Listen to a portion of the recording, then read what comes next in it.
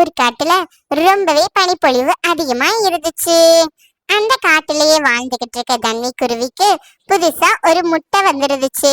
அந்த முட்டையில இருந்து இன்னும் கொஞ்ச நாள்ல ஒரு குஞ்சு வெளியே வரும். அதை நினைச்சு தண்ணி குருவி ரொம்பவே மகிழ்ச்சியா இருந்துச்சு.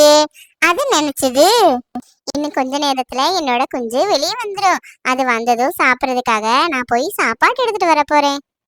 அப்படி சொல்லிட்டு தன்வி குருவி அந்த பனிப்பொழிவுலையும் போய் சாப்பாடு எடுக்கிறதுக்காக வெளியே பறந்து போச்சு. தன்வி குருவி வெளியே சாப்பாடு எடுக்க போகும்போது போற வழியிலேயே ஒரு கழுகு ரொம்பவே பனிப்பொழிவுனால குளிர் தாங்காம இறந்துருந்துச்சு. அது பக்கத்திலேயே அதோட ஒரு முட்டையும் இருந்துச்சு.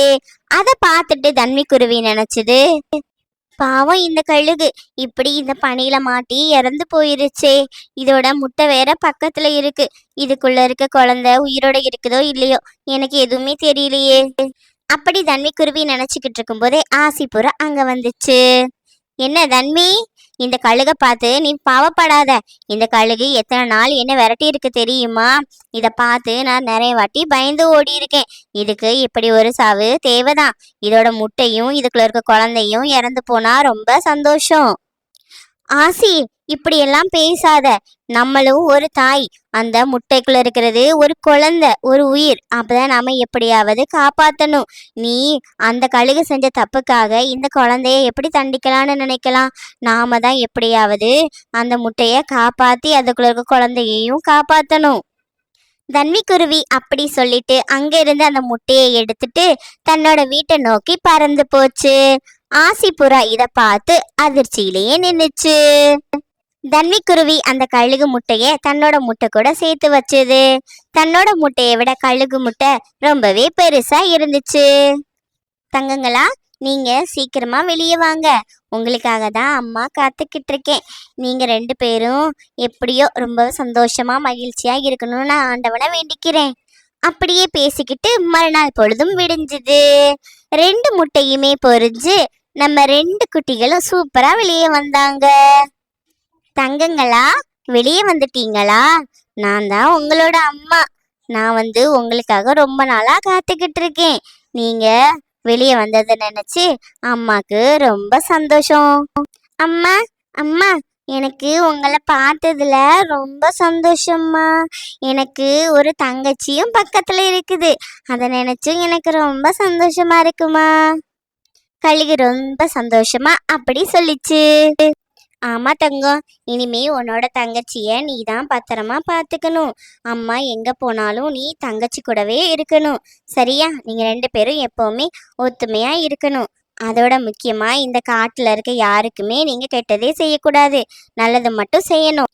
தன்வி குருவி அப்படி சொல்லிட்டு வழக்கம் போல தன்னோட வேலைகளை பார்க்கறதுக்காக வெளியே போச்சு. அப்படி வெளியே போய்கிட்டு இருக்கும்போது ராணி கழுகும் காளி கழுகும் நம்ம தன்வி குருவிய பார்த்துச்சு.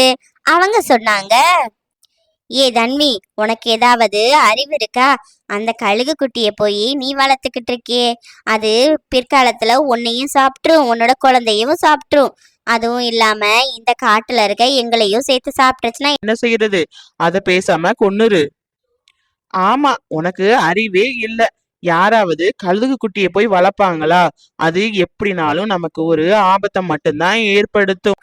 இங்க பாருங்க காகங்களே, என்னோட குழந்தைங்கள பத்தி நீங்க எதுவும் பேச வேண்டாம். எனக்கு தெரியும் அவங்கள எப்படி வளர்க்கணும்னு. நாம வளர்க்குற விதத்துலதான் இருக்கு குழந்தைங்க எப்படி வளரும் அப்படின்னு. உங்க குழந்தைங்களை விட என் குழந்தைங்க நான் நல்லாவே வளர்ப்பேன். நீங்க சொல்ற மாதிரி அந்த கழுகால யாருக்கும் எந்த ஆபத்தும் வராது. உனக்கு இப்போ சொன்னா ஒன்னும் புரியாது. நீ பட்டாதான் திருந்துவ. எனக்கு என்ன? அப்படி சொல்லிட்டு ராணிக்காகவும் காலுக்காகவும் கோவத்துல அங்க இருந்து போயிட்டாங்க. இத நினைச்சு தன்வி குருவி ரொம்பவே கஷ்டப்பட்டுச்சு. அப்படியே சில நாட்கள் கழிய ஆரம்பிச்சது.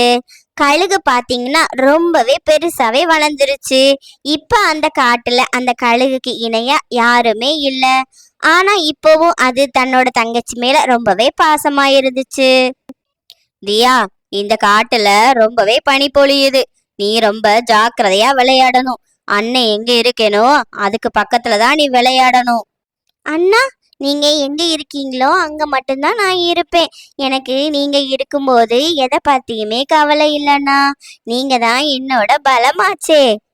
அப்படி ரெண்டு பறவைகளும் பேசிக்கிட்டு இருக்கும் போதே தூரத்துல காப்பாத்துங்க அப்படின்ற சத்தம் அவங்களோட காதுக்கு கேட்டுச்சு. தியா சொல்லுச்சு, அண்ணா என்னோட காதுக்கு யாரோ காப்பாத்துங்க காப்பாத்துங்கன்னு கத்துற மாதிரி இருக்கு அண்ணா. வாங்க போய் நாம யாரோ உதவி கேக்குறாங்கன்னு நினைக்கிறேன், போய் பார்க்கலாம். அப்படி பேசிக்கிட்டே வந்த பறவைகள் குணால்காகவும் பனையில சிக்கி இருக்கத பார்த்தாங்க. அத பார்த்துட்டு அவங்க பேசிக்கிட்டாங்க, இங்க பாத்தியா, அந்த காகங்களோட பையன்தான் எங்க சிக்கிக்கிட்டு இருக்கான். இவனுக்கு இது தேவைதான். இவங்களோட அப்பா அம்மா செஞ்ச பாவம்தான் இவன் இன்னைக்கு அனுபவிச்சுக்கிட்டு இருக்காந்தியா. அண்ணா அப்படி சொல்லக்கூடாது. நம்மளோட அம்மா என்ன சொல்லியிருக்காங்க, நம்ம இந்த காட்டுல இருக்க எல்லாருக்குமே நல்லது மட்டும் தான் செய்யணும், யாருக்கும் கெடுதல் செய்யக்கூடாது அண்ணா. இப்ப அந்த காகத்துக்கு உதவி தேவை. அப்படி சொல்லிட்டே ரெண்டு பறவைகளும் சேர்ந்து அந்த குணால் காகத்தை காப்பாத்துனாங்க. என்ன காப்பாத்தினாலும் அது ரொம்ப டயர்டா இருந்ததுனால கழுகு தன்னோட முதுகு மேல வச்சு குணால் காகத்தை வீட்டுக்கு கூட்டிட்டு போச்சு. இத பார்த்துட்டு ராணிக்காகவும் காலுக்காகவும் கேட்டாங்க, குணால், உனக்கு என்னாச்சு? இந்த கழுகு உன்னை என்ன செஞ்சது? குணால் நடந்த எல்லாத்தையுமே ராணிக்காகவும் காளிக்காகத்துக்கிட்ட சொல்ல ஆரம்பிச்சுது. அதை கேட்டுட்டு அவங்க ரொம்பவே ஆடி போயிட்டாங்க. கழுகே, உனக்கு நாங்க எவ்வளவோ துரோகம் பண்ணியிருக்கோம். அத மனசுல வச்சுக்காம நீ எங்க குழந்தைய காப்பாத்திட்ட. இத நினைக்கும் போது எங்களுக்கு ரொம்ப சந்தோஷமா இருக்கு. உன்னோட உதவிய நாங்க எந்த காலத்திலயும் மறக்க மாட்டோம். அதுக்கப்புறம் காட்டுல எல்லாருமே ரொம்பவே சிறப்பான நண்பர்களா வாழ்ந்தாங்க.